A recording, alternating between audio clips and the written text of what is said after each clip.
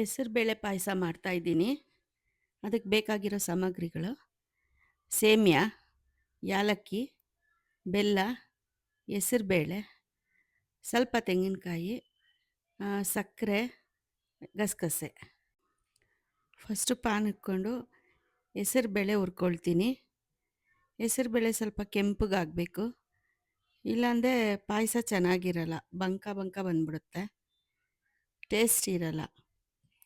ಮತ್ತು ಹುರಿದು ಪಕ್ಕಕ್ಕೆ ಇಟ್ಕೊಂಡು ಅದೇ ಬಾಣಲಿನಲ್ಲಿ ಸೇಮ್ಯಾ ಹಾಕ್ಕೊಂಡು ಸ್ವಲ್ಪ ತುಪ್ಪ ಹಾಕ್ಕೊಂಡು ಒಂದೆರಡು ಸ್ಪೂನು ಅದನ್ನು ಹುರಿದು ಪಕ್ಕಕ್ಕೆ ಇಟ್ಕೋಬೇಕು. ಆಮೇಲೆ ಒಂದು ಕುಕ್ಕರಲ್ಲಿ ಒಂದೆರಡು ಗ್ಲಾಸಷ್ಟು ನೀರಿಟ್ಟು ಒಂದು 4 ವಿಷಲ್ ಬರ್ಸ್ಕೋಬೇಕು.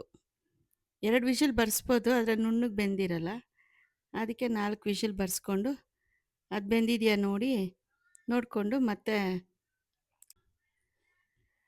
ಜಾರ್ಗೆ ತೆಂಗಿನಕಾಯಿ, ಒಂದು ಅರ್ಧ ಚಿಪ್ಪು ಕಾಯಿ, ಸ್ವಲ್ಪ ಗಸಗಸೆ ಹುರ್ಕೊಂಡಿರ್ತೀವಲ್ಲ ಅದು ಗಸಗಸೆ, ಮತ್ತು ಯಾಲಕ್ಕಿ ಜಜ್ಜಿ ಇಟ್ಕೊಂಡಿದ್ದೀವಲ್ಲ ಅದು ಯಾಲಕ್ಕಿ ಹಾಕಿ ನುಣ್ಣಗೆ ಗ್ರೈಂಡ್ ಮಾಡಿಕೊಂಡು ಸ್ಟವ್ ಮೇಲೆ ಒಂದು ಪಾತ್ರೆ ಇಟ್ಟು ಅದಕ್ಕೆ ಬೇಯಿಸ್ಕೊಂಡಿರೋ ಹೆಸರುಬೇಳೆ ಹಾಕಿ ಅದ್ರ ಜೊತೆ ಸ್ವಲ್ಪ ನೀರು ಮಿಕ್ಸ್ ಮಾಡಬೇಕು. ನಮಗೆ ಎಷ್ಟು ಗಟ್ಟಿ ಬೇಕೋ ಅಷ್ಟು ಮಾಡ್ಕೋಬೇಕು. ರುಬ್ಬಿಟ್ಕೊಂಡಿರೋ ತೆಂಗಿನಕಾಯಿ ಹಾಲನ್ನ ಇದಕ್ಕೆ ಹಾಕ್ಕೊಂಡು ನಮ್ಗೆ ಎಷ್ಟು ಗಟ್ಟಿ ಬೇಕೋ ಅಷ್ಟು ನೋಡಿಕೊಂಡು ನೀರು ನೋಡ್ಕೋಬೇಕು. ಮತ್ತು ತಿರುವಿ ಕೊಡ್ತಾ ಇರಬೇಕು, ಅದು ತಳ ಅಂಟ್ಬಿಡುತ್ತೆ ಹೆಸರುಬೇಳೆ ಹಾಕಿದ್ದೀವಲ್ಲ. ಈಗ ಸೇಮಿಯಾ ಹುರಿದಿರ್ತೀವಲ್ಲ ಅದನ್ನ ಹಾಕ್ಕೊಂಡು ಚೆನ್ನಾಗಿ ತಿರುವಿ ಕೊಡಬೇಕು. ಸೇಮಿಯಾ ಬೆಂದ ಮೇಲೆ ಬೆಲ್ಲ ಸ್ವಲ್ಪ, ಅರ್ಧ ಬೆಲ್ಲ ಅರ್ಧ ಸಕ್ಕರೆ.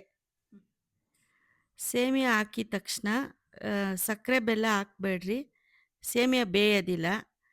ತುಪ್ಪ ಹಾಕ್ಕೋಬೇಕು. ತುಪ್ಪ ಹಾಕಿ ಫಸ್ಟೇ ಹಾಲು ಕಾಯಿಸಿ ಇಟ್ಕೊಂಡಿರಬೇಕು. ಆ ಹಾಲನ್ನ ಹಾಕಿ ಮಿಕ್ಸ್ ಮಾಡ್ಕೋಬೇಕು. ಆಮೇಲೆ ಸ್ವಲ್ಪ ಚೆನ್ನಾಗಿ ಕುದಿಸ್ಬಿಟ್ಟು ಲಾಸ್ಟಲ್ಲಿ ಯಾಲಕ್ಕಿ ಪುಡಿ ಇದ್ದರೆ ಹಾಕಿ, ಇದು ಡ್ರೈ ಫ್ರೂಟ್ ಇದ್ದರೂ ಹಾಕ್ಕೋಬೋದು. ಹಾಕ್ಕೊಂಡು ಸ್ವಲ್ಪ ಕುದಿ ಬಂದಮೇಲೆ ಬಟ್ಲಿಗೆ ಸರ್ವ್ ಮಾಡಿ ಸವಿಯಿರಿ.